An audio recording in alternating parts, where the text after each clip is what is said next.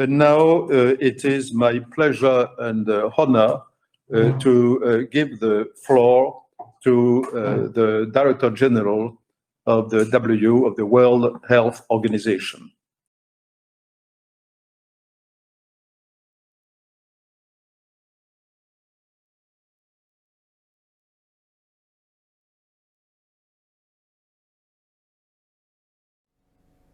Excellencies, dear colleagues and friends, I would like to thank Mr. Tedros Adhanom Ghebreyesus for inviting me to address you today.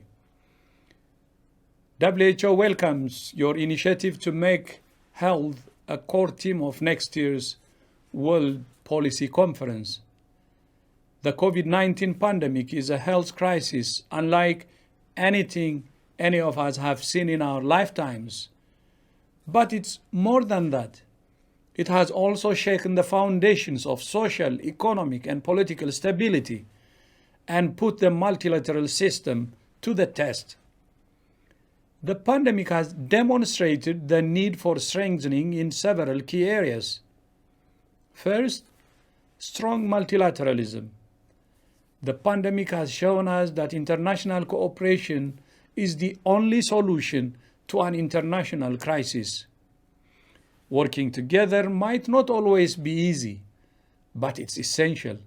We must rethink and strengthen multilateralism to address the pressing challenges of our world in a coordinated and coherent way. I'm heartened by the commitment made by heads of state at the UN General Assembly, the recent G20 summit, and other fora to strengthen multilateralism and elevate health to the top of the political agenda. I'm also encouraged by initiatives such as the Alliance for Multilateralism, led by France and Germany, and the policy discussions putting forward new solutions for multilateral cooperation. Many countries have already emerged as leaders of this global reset, and I trust that the new US administration will soon join this effort. Second, stronger global health governance. This means three things: reinforcing core institutions, more effective policy tools, and greater accountability at country level. Many leaders and institutions have already called for an expansion of political and financial support for WHO so we can deliver on our constitutional mandate and meet the high expectations of our member states. I especially appreciate the leadership and support of France and the European Union in this regard. At the same time, we need to strengthen both the international health regulations and national capacities. The IHR is a powerful legal tool, but the pandemic has shown it needs to be sharpened and modernized. A review committee is now evaluating the functioning of the IHR during the pandemic and is expected to deliver its recommendations by May. Third, stronger solidarity.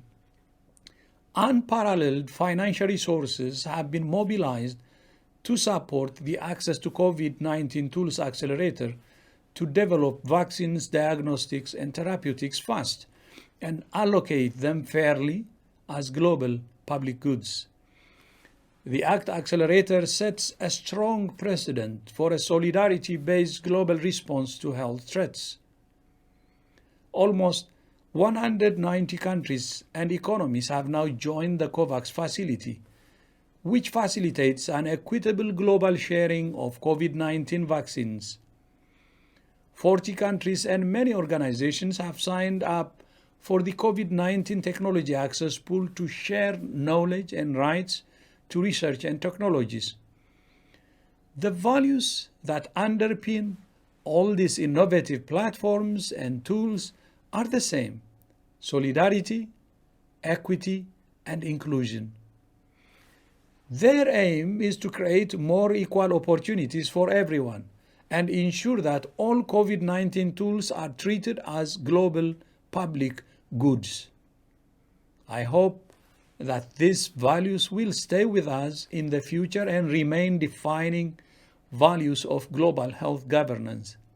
Finally, let me say that the pandemic has shown us that health and the economy are interdependent.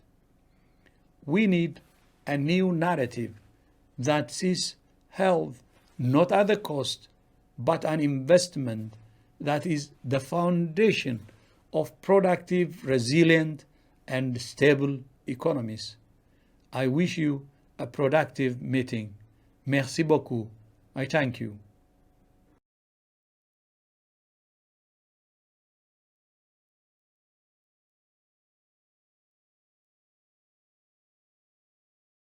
Well, I thank you. I thank Dr. Tedros very much. I provoked him a little bit about the global public good concept, as you can see, but we will have ample time to discuss these sort of things today, and I think in future meetings, in future sessions of WPC and WPC Health.